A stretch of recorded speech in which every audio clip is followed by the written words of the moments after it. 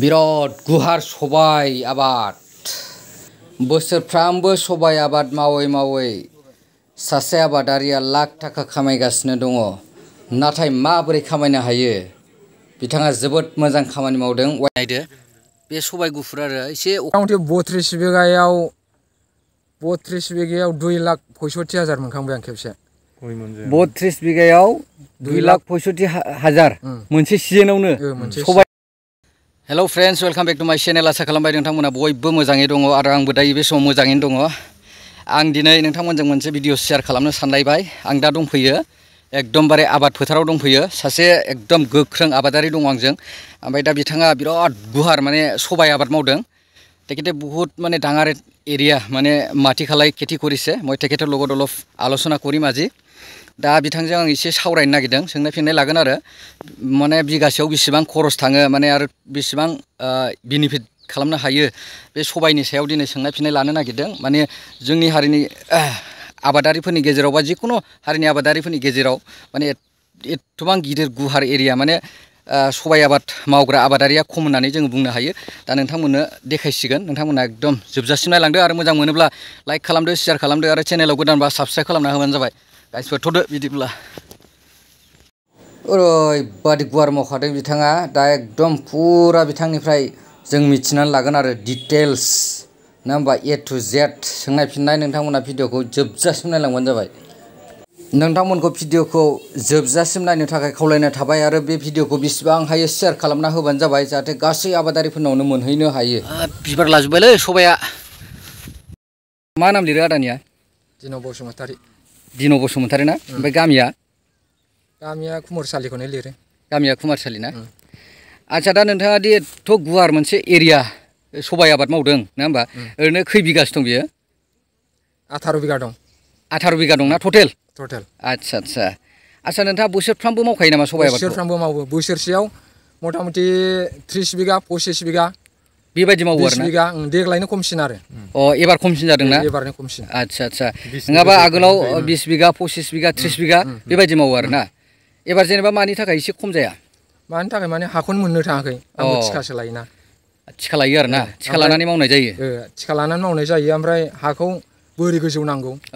गाहायावबा जाया, एसे दै थानाय जायगायावबा। औ, माने दै लोमनो मोना जायगाया, ओमफ्राय गोजौ जानांगौ आरो बेखायनो ना? एसे गोजौ जानांगौ, बाला बालाहां जानांगौ। आच्छा आच्छा। फुलुंफबनायफोर जानांगौ। सबायनि थाखाय आरो हाया? सबायनि थाखाय आरो। आच्छा आच्छा। एबार होमब्ला नोंथांनिया 18 बिगा दं सबाया, नङा होमबा?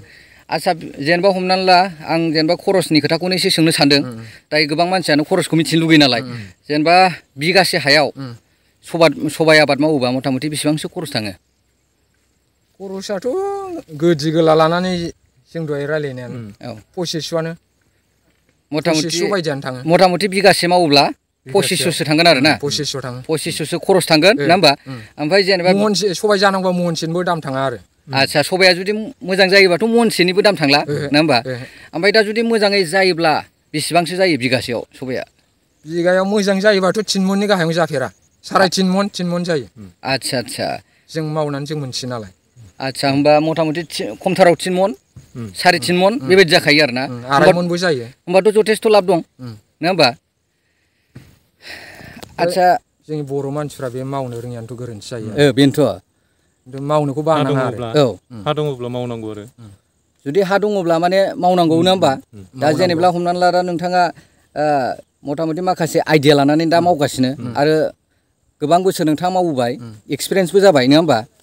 दायो गुबुन आबादारिफ्राबो नोंथां बायदि मावनो नाजानांगौ आरो, नङा होमबा? आच्छा, जेनेबा हमनानै ला ओरैनो बे दि सबाय दंना, बेखौ नोङो मा मासाव गायामोन, खुबैजेनामोन? बेखौथ' आं भाद्र मासावसो खुबैदों। भाद्र मासाव खुबैदों ने? भाद्र मास पहेलायावनो खुबैदों आरो। भाद्र मासबा दासिमाव मथा मथि सावन मासावथ' अखा बरहा जायो नालाय। औ। ओमफ्राय माइ गायखांस्लाब मोनि औ। बे भाद्र मास पहेलानिफ्रायनो खुबैदों आरो आं। आच्छा, मथा मथि हमनानै ला फोजेननायनिफ्राय फुजासिम खैदिनसो नांगौ? खै माससो नांगोन? मथा मथि दा भाद्र, आसिन, कार्तिक, आघन, पुस 4 माससो मोनोथ'। मथा मथि हाइस्टआव 4 मास, नङा होमबा? मोनोथ'। आच्छा आच्छा, थिगानो दङ। होमबा जोङो खम समायावनो बिनि प्रडाक्टखौबो लानो हायो, खिन्थु एसे जोथोन लानांगोन आरो, नङा होमबा? मुलि सारनांगौ। औ। बिबारनि खेबसे सारदो, एम्फौनि होदेरनानै बिबार बारनायनि जर जानायनि भिटामिन होदो ओमफ्राय फिथाइ गल'नायनि होदो खेबनै सारनांगौ आरो मुलिखौ फिथाइ जाजोबखांबा खेबसे सारबावनांगौ फिथाइ जाजोबखांनानै खेबसे सारबावनांगौ आरो आच्छा होनबा हले जाबाय आरो आच्छा गेसावबो जानाय नङा बे फिथाइया गेसावबो जानाय नङा आरोना होमबा खेबनै सारो आरोना मुलिखौ आच्छा ओरैनो जेनेबा हमनानै ला हाइस्ट प्रडाक्सन बेसेबांसो मोनफेरखो आदाया दिनैसिम मावजेननायनिफ्राय हाइस्ट प्रडाक्सन बिगायाव मथा मथि 32 बिगायाव 2,65,000 मोनखांबाय आं खेबसे 32 बिगायाव 2,65,000 मोनसे सिजोनावनो सबाइ आबाद मावनानै नङा होमबा आच्छा होमबा नों मथा मथि बुहुत माने लाब खालामनो हादों बे समाव लाब खालामनो हादोंमोन ओमफ्राय दाथ' सिगांनि बोथोर बायदि मोननो एसे थान जाबाय थादों आरो आच्छा अब्लाया खम जानांगौ आरो अब्लाबो दा बेसेबांसो लाब जागोन बादि आसा खालामदों बिगासेयाव लाबाथ' ओरैनो जाथाराबाबो कम्पालसारि 2 मनसोनिया मथा मथि बिगायाव 5,000 6,000 खम लाब थानाय नङा बायदि मोनदों होमबाथ' नों हमदो दा जुदि बिगायाव जुदि राउन्ड फिगार 5,000 जुदि हमोब्लाबो लाबखौ नङा होमबा खरस गारनानै 5,000 5 इन्टु 18 बिगा होमबा बुहुत लाब जाहैयो मथा मथि थिगानो जानांगौ आरो औ जानांगौ खिथिया एबार मथा मथि बेसेबांसो प्रडाक्सन जागोन बायदि आसा खालामदों नोंथाङा बिगासेयाव बेसेबांसो मोनगोन बायदि आसा खालामदों 3 मन थांस्लाबाबाबो 2.5 मन थांगोन आं आसा खालामनानै दं आरो खमथारावबाबो 2.5 मना थांगोन आरो खमथारावबाबो 2.5 मन थांगोन आरो आच्छा आं बिदि आसा खालामदों आरो माने अखाजों एबार एसे सेमोनबो बिदिनो जादों ओमफ्राय बै गुफुरजार सबाया बे हले 16 मन जादों आरो 3 बिगायावनो गुफुरजाराने बे हले 5 मन 6 मन गाहाम जायो गुफुरजाराने दामा बेसे थाङो दामा खम होनबाबो एकदम एखे जाहैयो आरो तारमाने नोंथाङा मोननै जातनि आबाद मावो आरो सबाइखौ गुफुरजार ओमफ्राय गोसोम